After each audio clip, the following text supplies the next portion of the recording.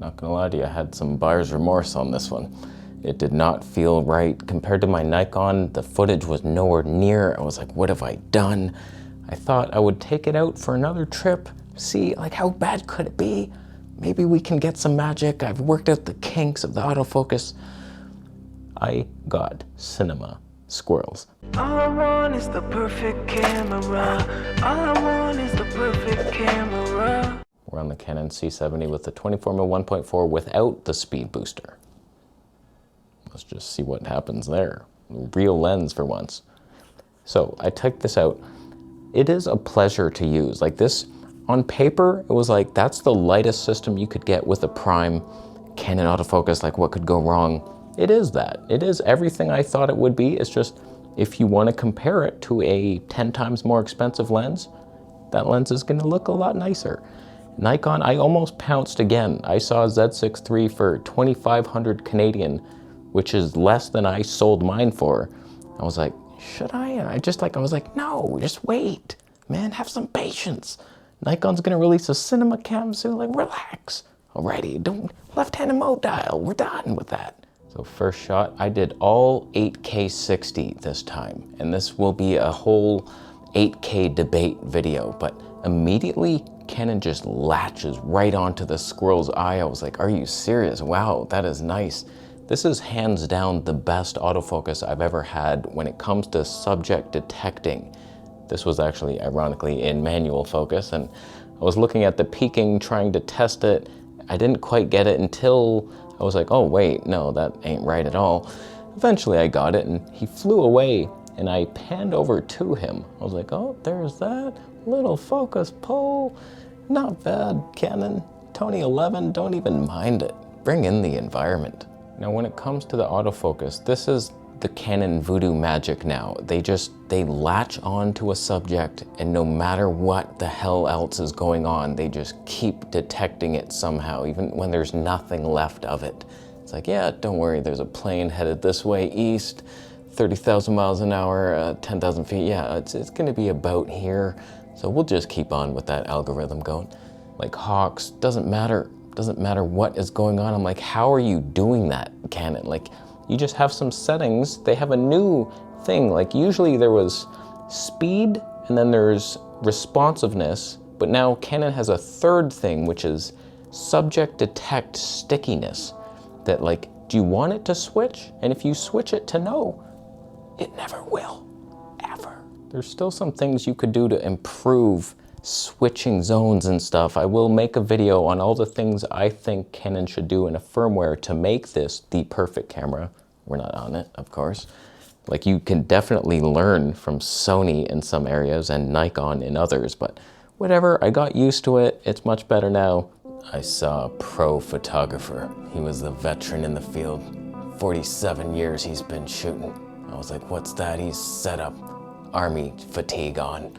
He's got the Canon R5, I think, with some EF lens adapted on there, binoculars out the yin-yang. He knows what he's doing. He could catch a crow with his teeth. I've seen him do it. That guy wasn't messing around, I'll tell you that much. I saw a raccoon. He was awake. He saw me coming, he was like, what's that, a Canon? Oh, where's the Nikon? No, I'm out of here. You said Nikon was good. So many people bought the Nikon because of you and you left them. That's mean. I don't want to come out now. But you're in 8K, so you punch on in there and it's just like, wow, 8K is real.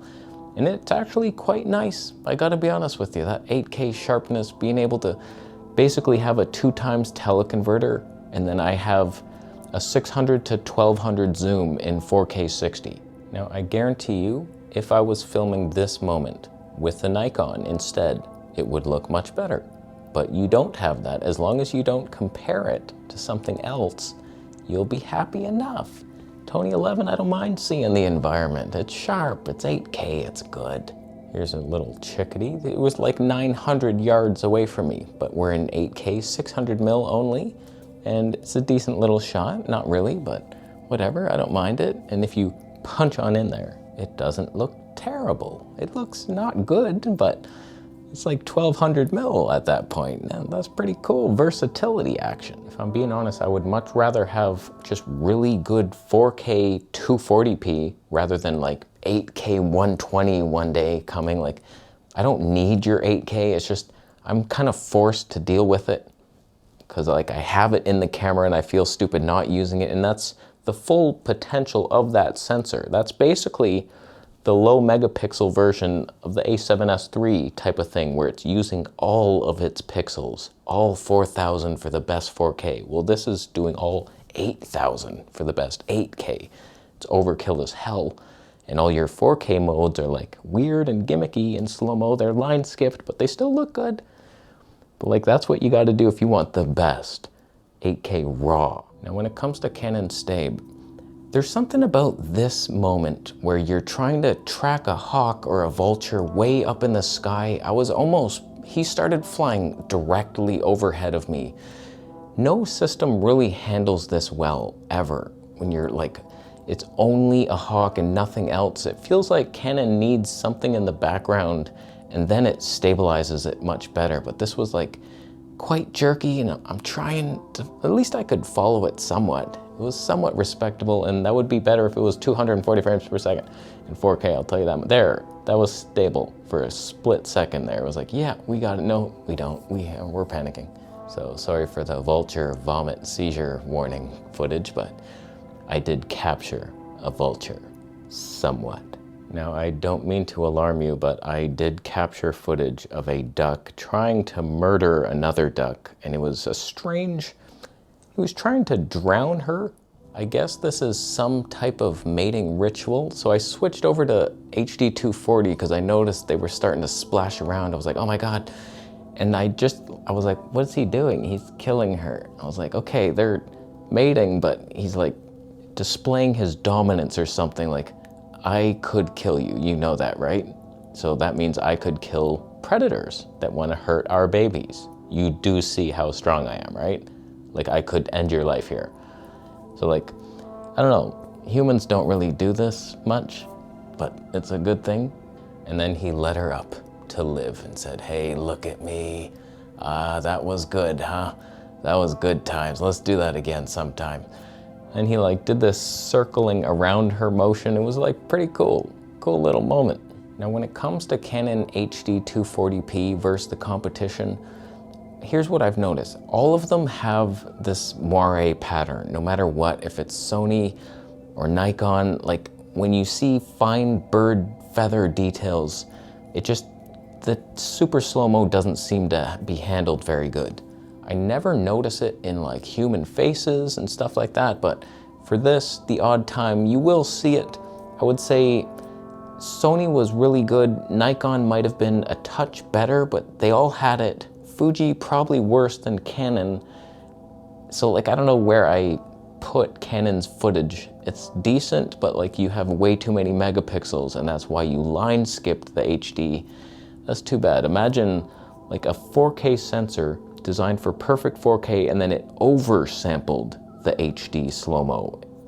Imagine that kind of processor, fans in there, like, that'd be fun. Now, of course, the HD footage looks like hot garbage when you switch over into 8K, but I do like that difference. Like, if I want the ultimate sharp moment, it's 8K 60, it's slightly slow, and you get a duck drinking water, and it's like, wow, you swim and drink. I should drink my own bathtub water. Wow, I'm going to. Thanks for the idea, ducky. And so it's like 8K has its purpose for these moments. It reminds me of when I had the Fuji X-T4 and it was like 4K 60 for the sharp moments and then HD 240. Well, same thing now, only it's 8K instead of 4K and it's full frame. But a budget-ass lens ruins everything, doesn't it? But it really is beautiful footage. Like, you can't complain. This is an $800 lens. I spent $736, I think, Canadian on it with the hood. It's like, that is the most budget option. This is basically like the Micro Four Thirds argument, where people say like, can you really see the difference? Like, this is so much lighter. Well, yeah, now I have that too. I have that option that's super light and a prime, fun to use, best autofocus in the business, great stabe. Wow. But it's also this super budget and lightweight option that makes Micro Four Thirds look a little silly at times, if we're being honest with you. It's like, why would you use it? But to your advantage, I would say Canon has very clinical footage. Like, I like the look of this footage, but it is very sharp. It's almost Sony-like. Both Sony and Canon have sharp clinical wildlife footage. That's just what I've noticed. If you want the magic, I find Nikon, Fuji, and Panasonic are better capable in that area. For whatever reason, it just looks a bit more filmic, but Panasonic lacks the lenses, Fuji lacks the autofocus, Nikon lacks the dial of using the damn thing. Where's the, oh man, just merge together already. Where's the Nikon Mount Alliance? Just form that Fuji joins Nikon and boom. But this footage sold me of it. This Tony 11 lens is beautiful, it's sharp. You can get some magical moments. It might be a bit clinical, but like, I don't mind that everything isn't blown out to oblivion. Whenever you see a photo taken with like the professional 600mm Tony 4 lenses, it's like, there's the bird and then nothing else. It's just a sea of green, and it's kind of cool, but I like seeing the environment. I like 600mm as well instead of 800, which doesn't show anything. It's just like the headshot of a bird, and it's like, I like a little environment in my shot. So it's kind of the equivalent of like, stop blurring your background so hard, like show some of your scene sometime. But this setup really is a pleasure to use for wildlife. The autofocus is very good. When it's not focusing, sometimes it will just, I'll pick it up, I'll shoot, and nothing is in focus at all, and it's hard to get it. It's not like back button focusing, nothing is working. Then I just have to switch the knob into manual focus and do that. And Canon has very good manual focus, so thankfully that's a pleasure. With the peaking, it's all easy to see, but not bad, Canon. That ghetto-ass lens, you can get some decent results. It's just, it's not quite like, I wish I had the Nikon results with the Canon weight. The Canon autofocus and stabe, but that Nikon lens, lighter somehow. I don't know that you could. It almost made me debate trying a Z8. Just for the heck of it, like 8K 60, 4K 120, okay, I lose my, but then that would be so heavy, man.